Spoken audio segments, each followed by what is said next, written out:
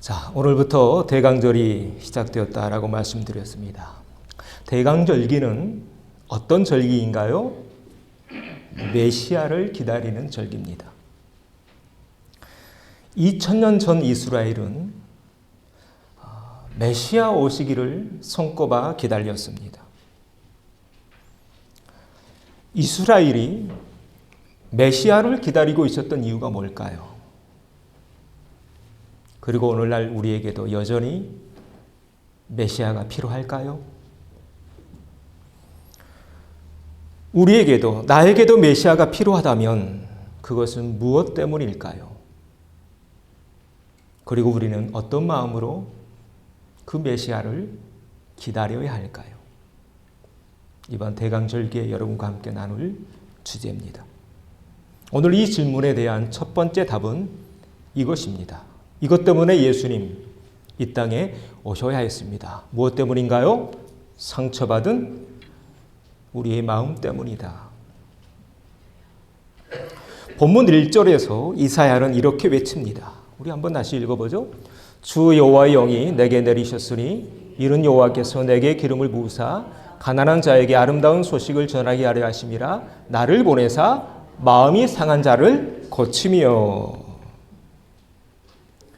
우리에게 메시아가 필요한 이유가 이것 때문인데요. 아름다운 소식, 복된 소식, 이것이 복음이죠. 우리가 신약에서 복음 얘기를 많이 하잖아요. 복된 소식, 아름다운 소식이라는 뜻인데 그 복된 소식이 무엇인가에 대한 말씀이 1절에 기록되어 있습니다. 무엇이 우리에게 복된 소식인가요? 상한 내 마음 고칠 수 있다는 것. 이것이 우리에게 복된 소식이다. 다시 말해 예수님이 왜 2000년 전에 이 땅에 오셔야 했냐면 이 땅에 살고 있는 모든 백성들의 마음이 지금 어떤 상태예요? 상해 있다는 거예요. 그래서 우리에게 메시아가 필요해. 메시아가 오셔서 상한 내 마음을 고쳐주셔야 돼. 그렇게 700년 전에 메시아가 오심을 이사야가 외쳤던 것입니다. 그렇다면 오늘 우리의 마음은 어떻습니까? 우리가 지금 21세기에 살고 있는데 오늘을 살아가고 있는 우리의 마음은 어떻습니까? 우리의 마음도 여전히 고쳐져야 할 필요가 있다면 오늘날 우리에게도 여전히 메시아가 필요한 것일 거고 그렇지 않다면 더 이상 우리에게 메시아가 필요 없겠죠. 자, 오늘 여러분의 마음은 어떻습니까? 여러분에게도 메시아가 필요한가요? 필요하지 않은가요? 필요합니다. 그렇습니다. 우리는 여전히 메시아가 필요합니다. 지금 이 시대에 인공지능이 이제 운전하는 시대가 되어갔습니다. 굉장히 발전하고 있는 지금 시대죠. 그럼에도 불구하고 우리에게는 여전히 메시아가 필요합니다. 왜인가요? 인간의 기술이 자동차는 고칠 수 있습니다. 집도 수리할 수 있습니다. 사람의 육체도 고칠 수 있습니다. 그러나 마음은 못 고칩니다. 그래서 우리에게 여전히 메시아가 필요한 것 아니겠는가? 혹 올 한 해 인생의 무거운 짐으로 인해 상하고 찢긴 마음으로 이 자리에 나오신 분 계십니까? 우리를 고치러 오신 그 주님의 어루만지심이 오늘 이 아침 여러분과 함께 하기를 소망합니다. 예수님 그렇게 말씀하셨죠? 수고하고 무거운 짐진 자들아 다 내게로 오라. 내가 너희를 쉬게 하리라. 그렇게 약속하신 주님이 여러분과 함께하는 이 귀한 복된 대강절 되어지기를 소망합니다. 어느 날 밤에 한 크리스찬이 꿈을 꿉니다. 그 그 꿈에서 이제 과거의 그 모든 인생을 쭉 돌아보는 그런 시간을 갖게 됩니다. 그의 인생 속에서 예수님이 그 곁에 계셨기에 두 사람의 발자국이 쭉 이어져 가고 있었습니다. 그런데 내가 너무 힘들 때, 내가 죽을 만큼 힘들 때, 그때는 이상하게 한 사람 발자국밖에 없는 것입니다. 이에 예수님께 따집니다. 아니 예수님, 그때 어디 계셨어요? 나 그때 정말 힘들었는데 그때 왜 나를 홀로 내버려 두셨어요? 그러자 예수님 살며시 웃으시면서 이렇게 말씀하십니다. 사랑하는 딸아, 나는 결코 너를 떠나지 않았단다. 내가 견디기 힘들어하던 그때 내가 너를 업고 갔단다. 이렇게요. 그래서 그렇게 힘든 시간, 한 사람의 발자국밖에 없었던 것입니다. 그 발자국은 누구의 발자국이었을까요? 예수님의 발자국. 나를 등에 업고 가신 그분의 발자국이었던 것입니다. 올 한 해 어떠셨습니까? 많이 힘드셨죠? 바라기는 우리 모든 상한 마음을 고치러 오신 우리 주님을 기다리는 대망하는 이 귀한 절기에 주님의 따스한 손길이 여러분과 함께하기를 소망합니다. 우리 한번 같이 고백해 보실까요? 주님이 나를 고치십니다. 아멘. 그래서 예수님 오셨다. 그래서 우리에게 여전히 예수님이 필요하다. 우리의 상한 마음 때문에. 상한 마음의 두 번째 의미는 이런 의미를 가지고 있습니다. 어떤 마음인가요? 부패한 마음이다. 우리 인간의 마음이 부패해 있기에 이 예수님 이 땅에 오셔야 했다. 우리의 마음이 어떠한가에 대해서 예레미야 선지자는 이렇게 말합니다. 같이 읽어보죠. 만물보다 거짓되고 심히 부패한 것은 뭐예요? 마음이다. 가장 부패한 것, 가장 더러운 것으로 가득한 것, 바로 우리의 마음이다. 여러분 그렇지 않던가요? 여기 만불이라는 단어가 나옵니다. 여러분 자연은 거짓말하지 않습니다. 동물도 우리에게 거짓말하지 않더군요. 숨기지 않습니다. 그러나 사람은 그렇지 않더군요. 그러면 사람은 어떻게 해서 부패되어 가는 것일까? 사람에 대해서 예수님 아주 깊이 들여다보십니다. 그러면서 사람이 어떻게 부패해 가는가에 대해 이렇게 설명하십니다. 같이 읽어보죠. 속에서 곧 사람의 마음에서 나오는 것은 악한 생각, 곧 음란과 도둑질과 살인과 가늠과 탐욕과 악독과 속임과 음탕과 질투와 비방과 교만과 우매함이니 이 모든 악한 것이 다 속에서 나와서 사람을 더럽게 한다. 이것이 예수님이 발견하신 인간의 부패한 모습입니다. 가장 부패한 게 우리의 마음이다. 제가 몇 년 전에 읽은 루시퍼 이펙트라는 책이 있습니다. 필립 짐바브로라는 사회심리학자가 쓴 책입니다. 스탠퍼드 대학에서 한 실험을 합니다. 감옥 실험을 하게 되는데요. 일반인들을 다 모아가지고 절반은 죄수로 만들고 또 절반은 간수 옷을 입혀요. 그런데 어떻게 되어 갔을까요? 간수 옷을 입은 사람이 죄수 옷을 입은 사람을 혹독하게 대하기 시작합니다. 곤봉으로 내리칩니다. 그런데 사실은 그 사람 우리와 똑같은 일반인이었죠. 실험에 그런 일들이 벌어진 것입니다. 그래서 그 실험을 급히 중단합니다. 그 실험을 통해 평범한 사람도 한순간에 얼마나 악한 사람으로 바뀔 수 있는가? 단지 옷만 죄수 옷을 입혀놓고 간수 옷을 입혀놨는데 그 옷 하나 바뀌었다고 그렇게 사람을 무지막지하게 다루는 그런 모습을 보면서 악이란 무엇인가? 사람이 얼마나 악해질 수 있는가? 이런 실험을 했던 것입니다. 그래서 영화로도 나와 있습니다.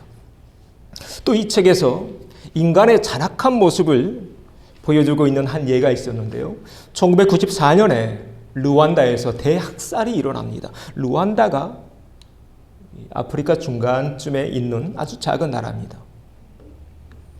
이 루안다는 두 개 민족으로 구성되어 있답니다. 후투족과 투치족. 그런데 후투족 대통령이 당선되었는데 갑자기 암살당합니다. 그래서 후투족이 그 모든 책임을 투치족에게 몰아붙여서 3달 동안 대학살을 자행합니다. 이때 자그마치 몇 명이 죽었냐면 80만 명에서 100만 명이 살해당합니다. 심지어 교회로 아이들이 피난 가는데 삥 둘러서 군인들이요. 총기를 난사해서 다 죽입니다. 아이들까지, 여인들까지. 이런 예를 앞에서 소개해드린 루시퍼 이펙트라는 책에서 말하고 있었습니다. 사람이 얼마나 잔인해질 수 있는가?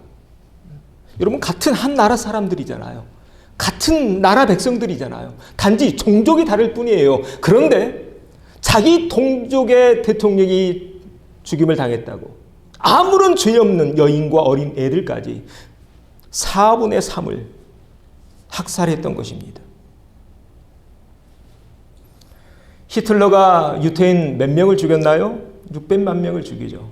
채 50년이 지나기도 전에 또다시 그런 일이 우리 지구촌에 발생하고 말았습니다. 그리고 지금도 우리 반대쪽에서는 우크라이나 어린아이들, 여인들, 무차별적인 폭격과 학살이 진행되고 있죠. 지난주 뉴스 보니까 이런 사진이 실렸더군요. 이 러시아 군인들이 이제 도망가면서 부비 트랩을 설치해놨대요. 부비 트랩이 뭐냐면 건들면 터져요. 그런데 어디 사이에 설치해놨나요?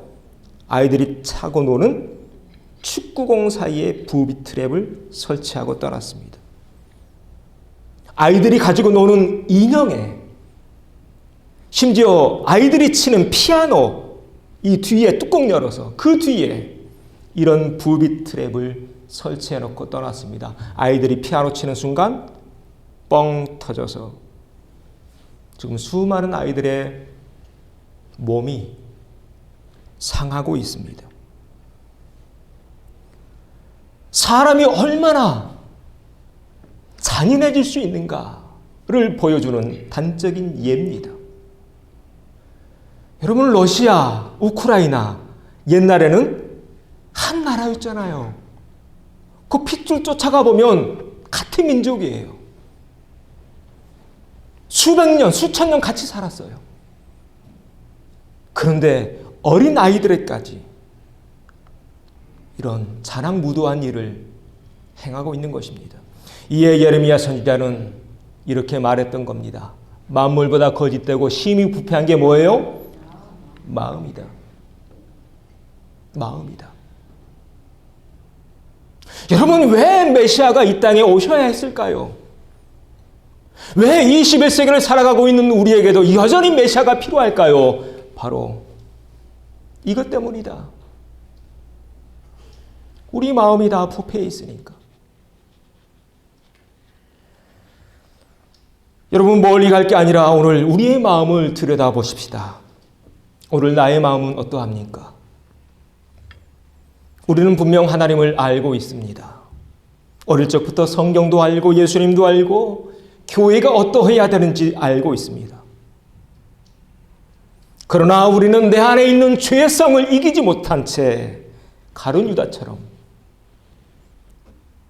돈 몇 냥에 예수님을 팔아버릴 때 얼마나 많은지요. 내 알량한 자존심 때문에 옆에 있는 가족들 또 형제자매들에게 무자비한 언어를 내뱉을 때가 얼마나 많은지요. 타인을 있는 그들의 모습으로 존중하지 못하고 내 기준과 내 잣대로 평가하고 비난하고 난도질하며 살고 있는 그런 때가 또 얼마나 많은지요. 여러분, 우리가 몰라서 지는 게 아닙니다. 분명 알고 있습니다. 알고 있음에도 불구하고 넘어지고 자빠지고 무너집니다. 그리고 그렇게 알고 있으면서도 사탄에게 넘어가는 나의 모습을 보면서 우리는 그러한 나의 모습에 실망하게 되고 비참한 감정에 빠지게 됩니다. 이렇게요. 바울의 고백이었죠. 한번 같이 읽어보죠.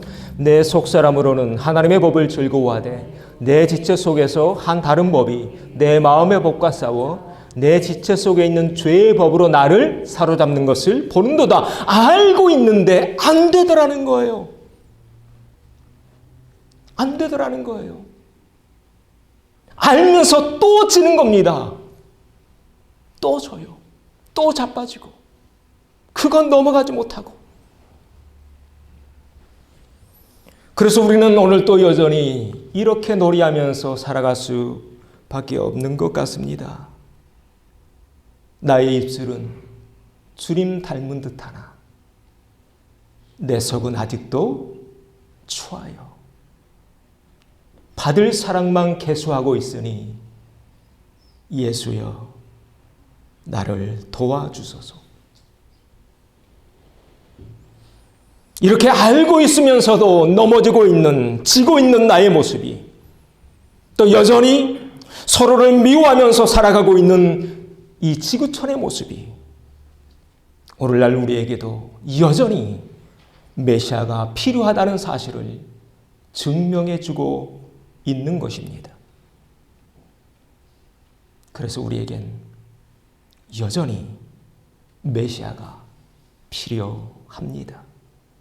우리 이 노란 글씨 한번 같이 읽어볼까요? 예수여 나를 도와주소서. 이게 우리 인류의 현실이기에, 나의 현실이기에 여전히 나에게 메시아가 필요한 것 아니겠는가? 이런 외침이 700년 전에 있었습니다. 그리고 이 외침은 오늘날도 계속 이어져 가고 있습니다. 왜요? 여전히 이 땅은 메시아가 필요하니까요. 그래서 요한계시록 맨 마지막은 어떤 단어로 끝나나요? 마라나타. 우리 같이 읽어보죠. 아멘 주 예수여 오시옵소서. 이게 마라나타입니다. 요한계시록 맨 마지막 장, 맨 마지막 구절은 마라나타로 끝나고 있는 것입니다. 이것이 우리 기독자의 삶이다. 자, 그래서 우리는 이제 누굴 기다리고 있어요? 예수님 기다립니다. 예수님의 재림을 기다리고 있다는 것입니다. 자, 그러면 주님이 다시 오실 때까지 우리는 어떤 마음으로, 어떤 모습으로 살아가야 할까요? 우리에게 이 마음이 필요합니다. 어떤 마음인가요? 통회하는 마음입니다. 다윗은 시편 51편에서 이렇게 노래했습니다. 하나님께서 구하시는 제사는 상한 심령이라. 하나님이여 상하고 통회하는 마음을 주께서 멸시하지 아니하시리이다. 시편 51편 언제 지은 시인가요? 나단 선지자가 다윗을 찾아가죠. 그래서 다윗의 죄를 책망합니다. 밧세바와 죄를 범하고 충성스러운 종 우리아를 죽게 만들죠. 그때 나단 선지자가 호통쳤습니다. 이에 다윗이 무릎 꿇고 눈물 흘리면서 이렇게 회개합니다. 하나님이여 내 속에 정한 마음을 창조하시고 내 안에 정직한 영을 새롭게 하소서. 나를 주 앞에서 쫓아내지 마시고 주의 성령을 내게서 거두지 마옵소서. 그리고 그 다음에 나오는 대목이 바로 이 말씀입니다. 하나님께서 구하시는 제사는 상한 심령입니다. 지금 내가 상하고 통회하는 심령으로 왔사오니 나를 다시 받아주옵소서. 다윗이 드렸던 고백입니다. 그러나 오늘날 어떠하나요? 오늘날 시대가 점점 악해져 가고 있습니다. 그래서 하나님 앞에 섰음에도 불구하고 상한 마음, 통회하는 마음이 전혀 없는 자들이 있습니다. 하나님이 믿고 있다고 하면서. 그 대표적인 예가 누군가요? 바리새인입니다. 성전에서 기도하고 있죠. 바리새인과 세리가. 세리가 어떻게 기도했나요? 같이 읽어보죠. 하나님이여 불쌍히 여기소서. 나는 죄인이로소이다. 얼굴을 들지도 못한 채 나는 죄인입니다. 그런데 바리새인은 어떻게 기도했나요? 하나님이여 나는 다른 사람과 토색, 불의, 간음을 하는 자들과 같지 아니하고 이 세리와도 같지 아니함을 감사하나이다. 이 두 기도 중 누구의 기도가 응답받았나요? 세리의 기도 응답받았죠. 생각해 보십시오. 왜 하나님은 바리새인의 기도가 아니라 세리의 기도에 응답하셨을까요? 여러분 한 번쯤은 곰곰이 생각하고 넘어가야 합니다. 왜냐하면 그때나 지금이나 하나님이 세리의 기도에 응답하셨다는 것, 그리고 바리새인의 기도에 응답하지 않으셨다는 것은 충격적인 사건이었습니다. 이 기도문처럼 우리는 토색하면서 살면 안 됩니다. 토색이 뭔가요? 내 힘으로 억누르는 것, 이게 토색입니다. 내가 나이가 많다고, 가지게 많다고, 내가 남자라고, 직분이 높다고, 노하우가 많다고 다른 사람을 무시하거나 억누르면 안 된다는 것입니다. 요즘 말로 하면 갑질입니다. 갑질하면 될까요? 안 될까요? 안 됩니다. 우리 한번 인사하시죠. 갑질하지 맙시다. 네. 절대로 안 돼요. 이 일터에서나 가정에서나. 그렇게 살면 안 된다는 거예요. 불의한 일에 발을 담가서도 안 됩니다. 간음해서도 안 됩니다. 우리는 이 바리새인의 기도처럼, 이 고백처럼 살아가야 합니다. 구구절절 다 맞는 이야기입니다. 그런데 왜 하나님은 이런 바리새인의 기도는 듣지 아니하시고 세리의 기도 받으셨던 것일까요? 바리새인의 기도에 빠져 있는 것이 있습니다. 바로 이 다윗의 기도에 있는 것. 어떤 마음? 통회하는 마음. 누구에게는 없어요? 바리새인에게는 없어요. 상한 마음, 통회하는 마음. 바리새인에게는 없는 거예요. 요즘 말로 하면 1도 없어요. 여러분 들어보셨어요? 1도 없다는 말. 아이들이 자주 하는 말인데. 그런 마음 없어요. 조금도 없어요. 또 그의 기도를 보면 그의 삶에는, 그의 기도 속에는 하나님은 안 보여요. 누구만 보이고 있나요? 나만 보여요. 내 의만 보여요. 말로는 하나님을 중얼거리고 있지만 그의 삶 속에는 자신의 의만 보였던 것입니다. 잘못돼도 한참 잘못된 신앙인의 모습이죠. 사랑하는 형제자매 여러분, 기억하십시다. 하나님은 통회하는 마음을 어루만지십니다. 바리새인처럼 바르고 올곧게 살아가야 하는 건 맞습니다. 그러나 하나님 앞에서 완벽한 사람이 있을 수 있을까요? 그래서 이런 말이 있죠. 50보, 100보. 하나님 앞에서 100% 철저하게, 완벽하게 흠없는 사람이 있을 수 있을까요? 없습니다. 그래서 성경은 뭐라고 말하나요? 의인은 없나니 하나도 없다. 그래서 구약의 여러 인물들 보면 모세가 가시떨기 앞에서 자신의 신발을 벗습니다. 이사야가 하나님의 성전에 들어와서 제단 숯불 입에 댈 때 뭐라고 고백하나요? 나는 입술이 부정한 사람입니다. 예수님이 갈릴리 해변을 걸으시면서 베드로를 부르시죠. 그때 베드로가 달려와서 무릎 꿇어서 이렇게 말합니다. 나는 죄인이로소이다.